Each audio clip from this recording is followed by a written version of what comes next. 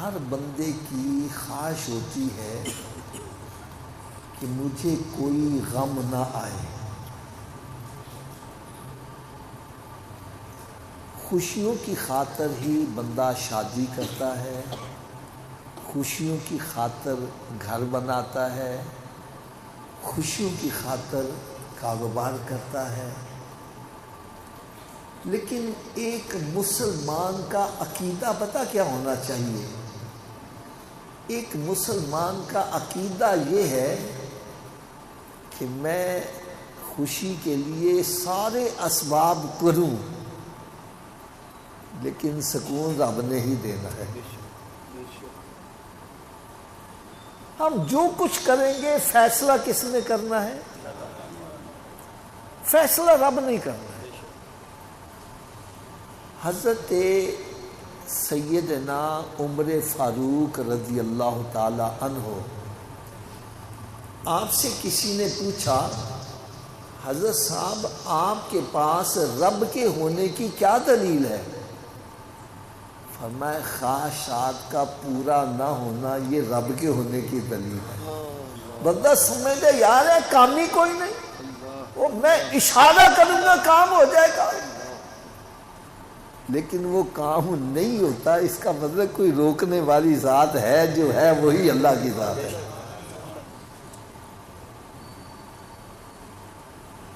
ہر بندہ چاہتا ہے مجھے سکون ملے،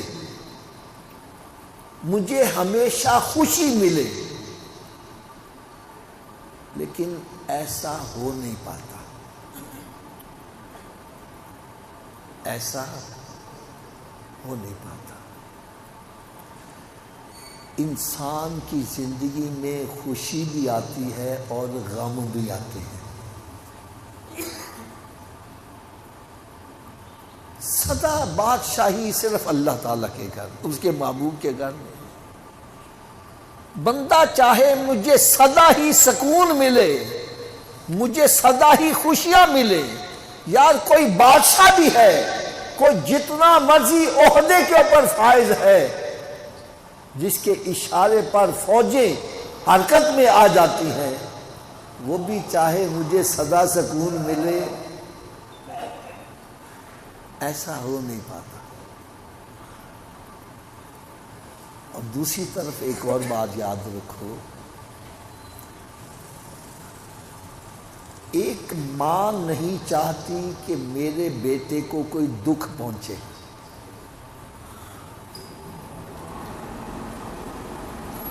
اور اللہ رب العزت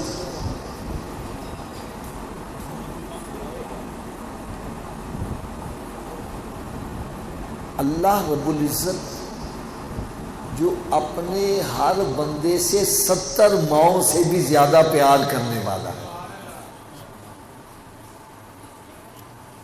وہ اپنے بندے پر غم اور مصیبتیں کیوں بھیجتا ہے؟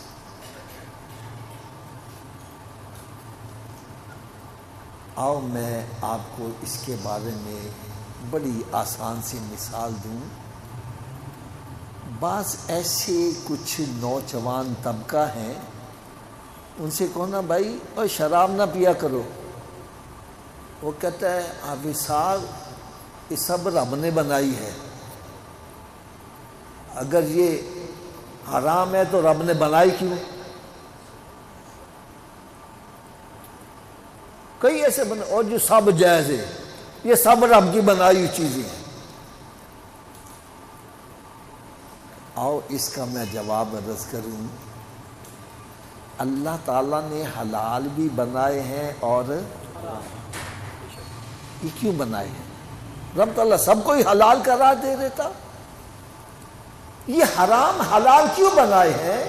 ارے اس لیے بنائے ہیں اگر ساری چیزیں حلال ہوتی تو فرما بردار اور نافرمان کا پتہ چلنا تھا.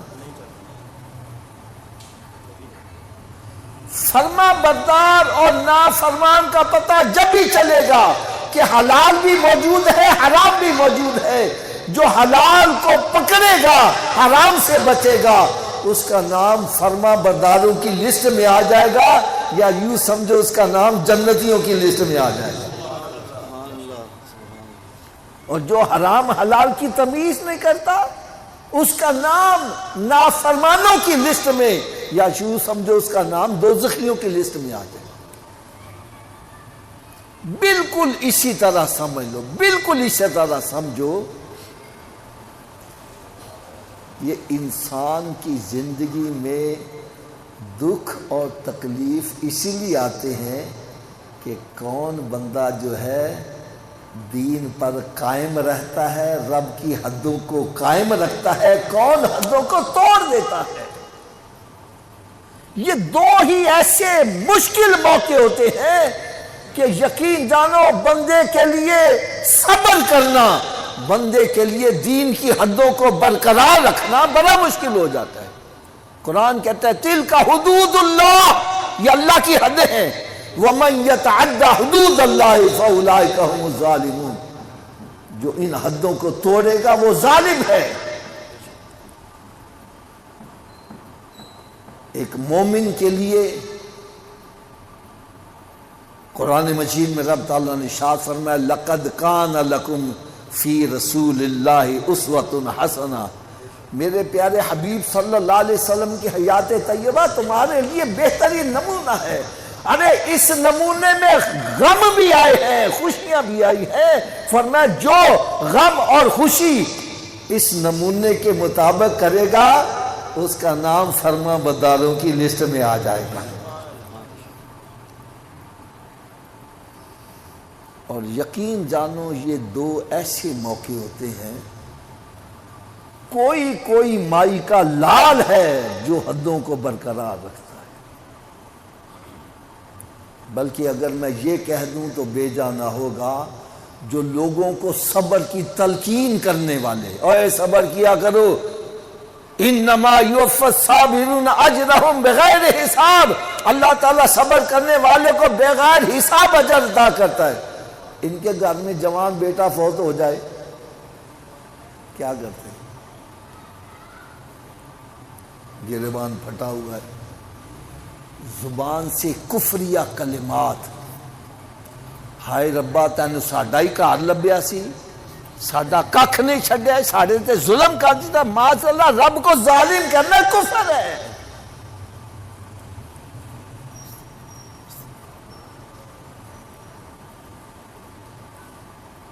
اور رب تعالیٰ خوشی بھی دیتا ہے۔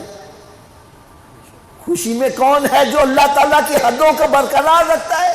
یار آج بچے کی شادی ہے، شراب چل رہی ہے، ناچ گانا ہو رہا ہے، بے حیائی کے کام ہو رہے ہیں، اور کیا ہے؟ اور جی خوشی ہے، سب جائز ہے، معاذ اللہ۔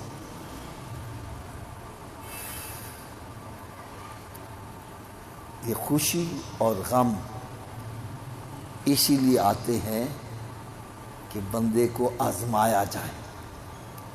قرآن مجید فرقان حمید میں رب تعالیٰ نے ارشاد فرمایا احسب الناس ان یترکوا ان یقولوا آمنا وهم لا یفتنون، تم نے گمان کر لیا کہ تم کلمہ پڑھ کے مسلمان ہو جاؤ اور آزمائے نہ جاؤ؟ فرمایا آزمائش ضرور آئے گی، ضرور آئے گی، پھر دیکھا جائے گا کون ہے جو اللہ تبارک و تعالیٰ کے ساتھ اپنا تعلق مضبوط رکھتا ہے، اور کون ہے جو تعلق توڑنے والا۔ آزمائش کیسی آتی ہے؟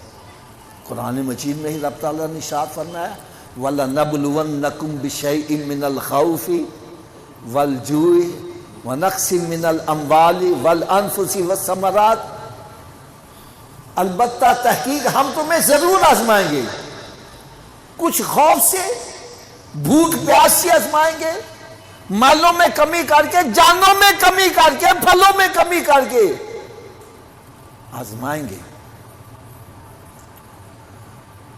پتہ چل جائے چوری کھانے والا مجنو کون ہے، خون دینے والا مجنو کون۔ فرمایا یہ آزمائشیں آئیں گی، لیکن ساتھ ہی فرمایا وَبَشِّرِ الصَّابِرِينَ، خوشخبری سنا دو صبر والوں کو۔ کن کے لیے خوشخبری ہے؟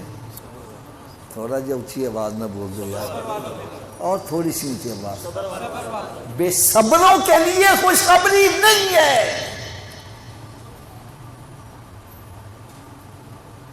بے صبری کیا ہے؟ میں ایک اشارہ کرنے لگا ہوں۔ میں حضرت صاحب کے گھر جاتا ہوں، یہ کہتے ہیں اوہ حافظہ ماریا گیا، لٹیا گیا، میرا کخ نہیں رہا۔ ہم اس کو سینے سے لگا کہتے ہیں بھائی صبر کر۔ کیا کہتے ہیں؟ اس کا کیا مطلب ہے؟ جو تو کر رہا ہے وہ صبر۔ صبر کیا ہے؟ وَبَشِّرِ الصَّابِرِينَ، رب تعالیٰ نے ارشاد فرمایا خوشخبری سنا دو صبر والوں کو۔ کن کے لیے خوشخبری ہے؟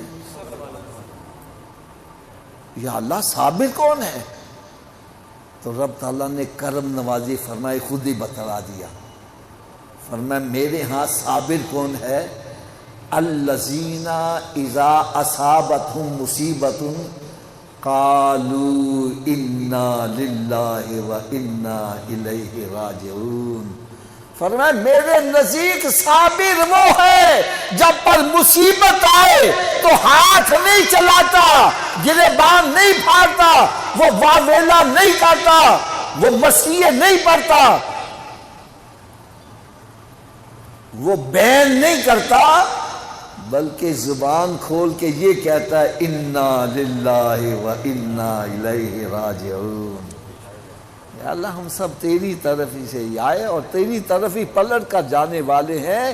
زبان پر شکوائے رنج و علم لایا نہیں کرتے، ارے نبی کے نام لیوا غم سے گھبرایا نہیں کرتے۔ اور میاں محمد رحمۃ اللہ فرمایا چپ کریں تے موتی ملسن، صبر کریں تے پاگلیاں وانگو رولا پاویں تے نہ موتی نہ ہیرے، پھر کچھ بھی نہیں ملنا۔ یار آپ مسجد میں بیٹھے، سچی بات، ہم بے صبری کر کے اللہ تعالیٰ کا کچھ بگاڑ سکتے ہیں؟ اپنا ہی بیڑا گرک کریں گے۔ اور اگر صبر کریں تو پھر بندے کو ملتا کیا ہے؟ میری آپ سب سے ایک ریکویسٹ ہے، اگر یہ ہو سکے تو یہ حدیث اپنے گھر میں عورتوں کو جا کے سنانا، کیونکہ عورتیں بے صبری میں مردوں سے کچھ ہاتھ آگے ہی ہوتی ہیں۔ حدیث قدسی، حدیث قدسی کس کو کہتے ہیں؟ جو فرمان الہی ہو اور زبان مصطفیٰ سے ادا ہوگا۔ حدیث پاک میں آتا ہے کہ حضرت اسرائیل علیہ السلام ایک نوجوان کی روح قبض کرتے ہیں۔ قبض کرنے کے بعد رب تعالیٰ کی بارگاہ میں حاضر ہوتے ہیں۔ اللہ تعالیٰ سب کچھ جاننے کے بعد پوچھتا ہے جبریل کہاں سے آئے ہو؟ حضرت اسرائیل علیہ السلام، اسرائیل علیہ السلام عرض کرتے ہیں اے مالک مولا فلاں نوجوان کی میں روح قبض کر کے آیا ہوں۔ تو رب تعالیٰ ارشاد فرماتا ہے تو نے ایک نوجوان کی روح قبض کر لی، بوڑھے باپ کی کمر توڑ دی، ماں کی آنکھوں کا تارا چھین لیا، عورت کو تو نے بیوہ کر دیا، بچوں کو یتیم کر دیا، بہن کا آسرا چھینا، بھائی کا سہارا چھینا، دوستوں کا جگری یاد چھین لیا۔ عورت کہتے یا اللہ بالکل ایسا ہی ہوا، بالکل ایسا ہی ہوا۔ رب تعالیٰ شاطن میں پھر تم نے ان کو کس حال میں چھوڑا، وہ کیا کر رہے تھے؟ حضرت اسرائیل علیہ السلام عرض کرتے ہیں مالک مولا بے شک ان پر غموں کے پہاڑ ٹوٹ گئے، بے شک ان کی دنیا تاریک ہو گئی، لیکن یا اللہ وہ پھر بھی تیری حمد و ثنا ہی بیان کر رہے تھے۔ وہ یہی کہہ رہے تھے انا للہ و انا الیہ راجعون۔ وہ اس حالت میں بھی تیرا شکر ہی ادا کر رہے تھے، اس حالت میں بھی تیری حمد و ثنا ہی بیان کر رہے تھے۔ رب تعالیٰ اتنا خوش ہوتا ہے، اتنا خوش ہوتا ہے کہ رب تعالیٰ ارشاد فرماتا ہے اے اسرائیل علیہ السلام ان سب کے لیے جنت میں ایک محل بنا دے، اس کا نام ہی بیت الحمد رکھ دے، اور ان سب کو یہ جنت میں محل دیا جائے گا جنہوں نے مصیبت کے وقت بھی میری حمد و ثنا ہی بیان کیا، ناشکری نہیں کی، شکوہ شکایت نہیں لیا۔ اور اگلا انعام سنو گے تو آپ کی طبیعت خوش ہو جائے گی۔ ایک تو فرمایا جنہوں نے مصیبت کے وقت میری حمد و ثنا بیان کی، ان کو جنت میں یہ محل دیا جائے گا۔ اگلا انعام سنو، فرمایا یہ نوجوان لڑکا یہ سارے گھر والوں کا سہارا تھا، فرمایا اب ان سب کا سہارا میں خود بنوں گا۔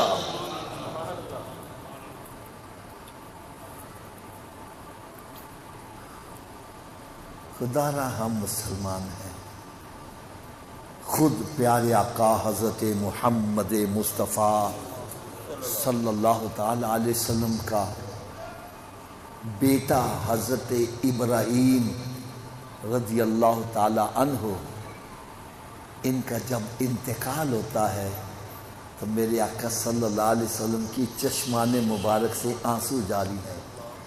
ایک بڑھیا صحابیہ رضی اللہ تعالی عنہ عرض کرتے یا رسول اللہ صلی اللہ علیہ وسلم، آپ اللہ کے سچے رسول اور آنکھوں سے آنسو؟ تو میرے آقا صلی اللہ علیہ وسلم کا جواب سنو، فرمایا جو قابو سے باہر ہیں وہ نکلتے جا رہے ہیں، جو قابو میں رکھ سکتا ہوں وہ قابو میں رکھا ہوا ہے۔ یعنی انسان کی آنکھوں سے آنسو کا نکل آنا یہ انسان کے قابو میں نہیں ہے، یہ قابو سے باہر ہے۔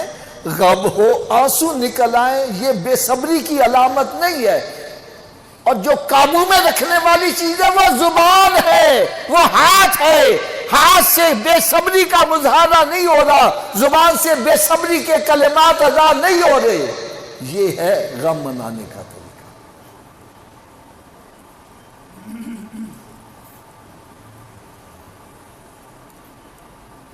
باقی قرآن مجید فرقان حمید میں